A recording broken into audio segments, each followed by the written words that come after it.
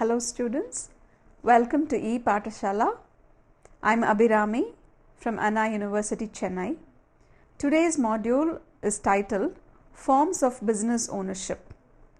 A business enterprise is an organization that makes use of economic resources or inputs to offer either product, service or both to the customers in exchange for money, goods or services. There are three types of businesses, namely service business, merchandising business and manufacturing business. Service in terms of consultancy through professional skill sets, expert advice and guidance for the clients in places such as educational institutions, banks, law firms are said to be service business. Business travel management services, event management are some of the service businesses that are in vogue at present. Merchandising business. Products when sold at retail or wholesale to the customers, leading to gaining profit by increasing the selling price of the product than the cost price, is merchandising business. Some of the commonly recognized merchandising business providers are Walmart, Home Depot and Dillard's. Moving on to the third type, namely manufacturing business. While merchandising business sells finished products for use by customers, manufacturing businesses looks at procuring products from various places and use them as raw materials to assemble a finished product. Boeing and Ford are some of the well-known brands in manufacturing business. When companies come under more than one of the above mentioned categories, then they are called the hybrid business. For example, a restaurant comes under manufacturing business when they procure different ingredients from different vendors, assimilate them to prepare a meal. But they can also be classified as merchandising business when they sell a Coke tin procured from the manufacturer or the dealer. There are different forms of business ownerships, and it may be very crucial to identify the correct form of ownership that may fit a business model and the individual who is involved in running that particular business. The reason is, once a model has been adopted for a business enterprise, then it is very difficult to change or alter the existing model. A careful thought process should precede the selection of a business model. Business ownership depends on the kind of company, objective of the owners and their future aspirations. There are also a number of other influencing factors such as capital investment requirements, organization structure, tax, liability and management of the business operations. Based on these factors, there are a number of business ownerships. No single business model can satisfy all of the above parameters to run a business. So one should trade off a few parameters which may not play a crucial role in running a particular business and instead focus on the top priorities. Moving on to the different forms of business ownership, the first comes sole proprietorship. When an individual owns and runs the business, receives all profits out of the business and is solely responsible for all debts and losses, then such a business model is termed as sole proprietorship. It is the most common form of business ownership across the world as it is the simplest of all. The individual who runs this sort of sole proprietorship business can use a business name or a trade name instead of his legal name. In certain countries, it is mandatory to display the name of the proprietor at the business premises, business communication, etc. Some common sole proprietorship businesses include home-based businesses, running boutiques, kiosks, local restaurants, consultants, etc. Now let's look at the advantages of sole proprietorship. The first is easy formation. It is less strenuous process to start a sole proprietorship business than a corporate. It is also much nominal in terms of capital investment. The next advantage is employment opportunities. When a sole proprietor is involved in hiring employees, though in small numbers initially, it leads to job creation. Such a move can also help in bringing down the tax paid to some extent. Decision and control. The business decisions are totally controlled by the owner, and he or she can anytime transfer the ownership as they deem necessary without any complexities involved. The next benefit of sole proprietorship is tax benefits. A separate business tax report need not be filed by the sole proprietor. He or she has listed the business information and transactions within their individual tax return. Furthermore, the income raised out of sole proprietorship tax under personal income whose tax rate is lesser than corporate tax. There are a few disadvantages that arise out of sole proprietorship. They are, to start with, 1. Unlimited liability. Unlike a corporation, a sole proprietorship does not exist as a separate legal entity. Hence, every asset of an individual gets linked to the business run. Therefore, if a sole proprietor goes bankrupt, even when there is no money left in the business, then his other assets shall be used to pay the debt. Therefore, when an individual opts for a higher risk business projects, then it is ideal to opt for corporate structure business plan rather than sole proprietorship. The next disadvantage is difficulty in raising investments. The capital investment is made by the proprietor, but later when the business grows in a couple of years, it might become a tedious process to generate capital, as sole proprietorship business cannot issue stocks or any other strategies to raise the capital like the corporate. The third disadvantage is lack of perpetuity. If the proprietor becomes deceased or incapacitated, then the business may not continue. It may become the part of the proprietor's personal wealth and be distributed to the beneficiaries. The next is work-life balance. Sole owners may get drowned in their business and hence may find it difficult to juggle between personal life and business commitments. Even if they get away from business for a holiday, still they may have to monitor the business through digital technology.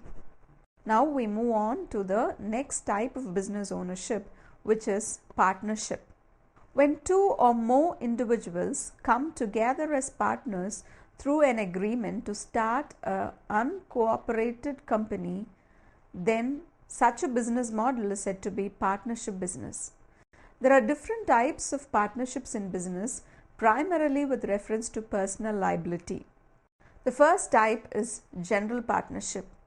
In a general partnership business, each partner represents the organization during business transaction with the external world, and each partner has equal right to participate in decision making, management and finance control. When a new partner is inducted, it has to be approved by all the existing partners. In general partnership, profit and liability is distributed equally. The next type of partnership is limited partnership.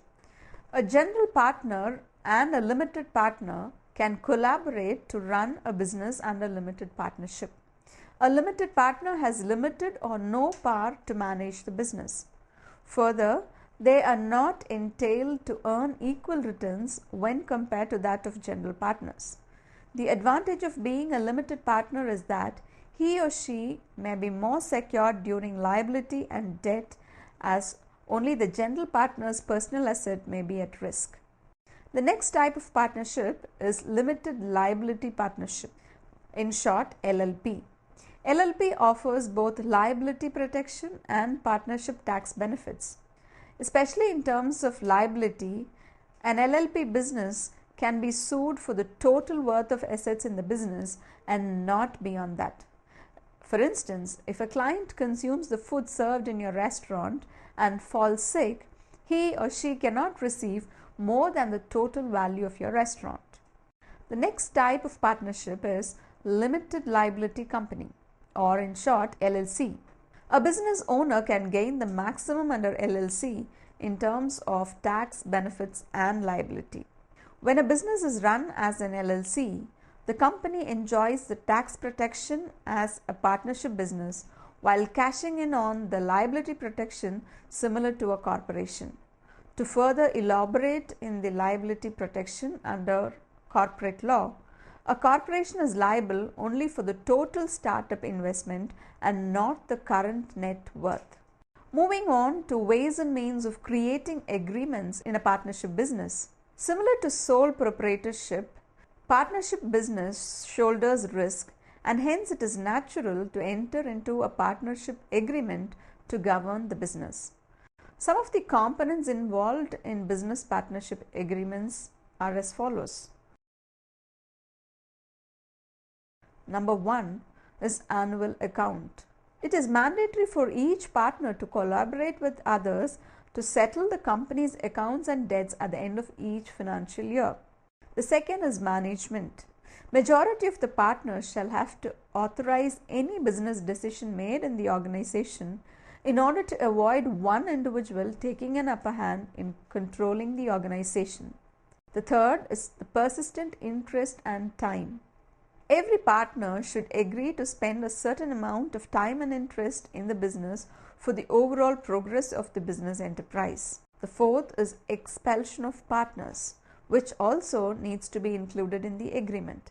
When the behavior or the conduct of a partner is inappropriate, then it may be indispensable to remove the individual from the business partnership. If one of the partners lavishly spends on traveling only in the business class, for instance, and indulges in abusing the shared resource, then it might lead to the expulsion of that partner when included in the agreement. Now let's move on to the advantages of partnership. Partnership businesses are easier to establish when compared to sole proprietorship. The funds or the capital investment can be easily generated when there are more than one person involved in the process. Collective intelligence and workforce is believed to yield better results than sole proprietorship. And employees with high caliber can be invited to become partners in the business, thereby leading to a progressive business venture. Now let's move on to the disadvantages of partnerships. Disagreements and disputes are important threats to partnership businesses, as each individual is likely to differ in their idea or opinion on what works best for the business to progress, and it may adversely affect the business. Partners usually seal an agreement, and owing to which, under some circumstances, there is less or minimal freedom towards management decisions for the individual partners. Partnership businesses are under the threat of unlimited liability, thereby making every partner accountable for the losses incurred in the business. In terms of taxation, partners must pay taxes similar to that of sole proprietorships by submitting the self-assessment every year. If the turnover is more than a stipulated level, then the percentage of personal taxation is liable to increase than that of a limited company. Now, next we move on to the most common popular type of business ownership, which is corporations. A corporation is an independent legal and tax entity which distinct itself from the people who own and manage the business. Being independent of the owners, corporation solely pays the taxes incurred and does not use the personal tax returns of the owners. But the owners have to pay tax for the income generated from the corporation in the form of salaries and bonuses. Depending on the different types of corporations that can exist, the first being private limited company. Let's see what a private limited company is. Owners can subscribe for a share by paying a share capital fee, thereby becoming the shareholder on the company. The personal liability of a shareholder is confined only to the share capital and not beyond that. Usually, in terms of investments, private limited companies are preferred by venture capital investors as the degree of separation between ownership and operations is greater than other forms of businesses. Hence, the investors can exit the company by selling the shares without being liable for company affairs. Some common private limited companies are Snapdeal, Ola, Carrot Lane and Flipkart. With the advent of venture capital in India, several reputed companies like Mu Sigma and Flipkart have stayed as private limited companies for quite a long time. The next type of corporation is public limited company. The number of shareholders of a public limited company can be unlimited. It can either be listed in a stock exchange or can remain as an unlisted company. The shareholders are allowed to freely trade their shares on the stock exchange. But public limited companies are bound to have more public disclosures and compliance from the government. Also, it is mandatory to appoint directors to run the day-to-day operations of the company. With a global ranking of 142, Reliance Industries tops the list of public limited companies in India, followed by State Bank of India, Oil and Natural Gas Corporation, commonly known as ONGC, ICICI Bank, and the others. Now let's move on to the advantages of existing as a corporation. Shareholders have limited liability for the debts incurred by the corporation. Therefore, the shareholder will not lose more than the amount he or she has contributed to the corporation. Due to limited liability, potential shareholders can easily be attracted by raising large amount of investment.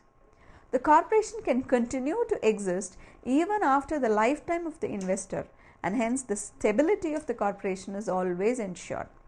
Now let's move on to the disadvantages of a corporation. It is more expensive to set up a corporation than any other business forms. The documentation to be made and submitted to the government could be elaborate and extensive. If the corporation fails to meet the requisites as stipulated by the government is entitled to dissolve a corporation. From existing as a profit corporation, now let's see how it differs from non-profit corporation. What is a non-profit corporation?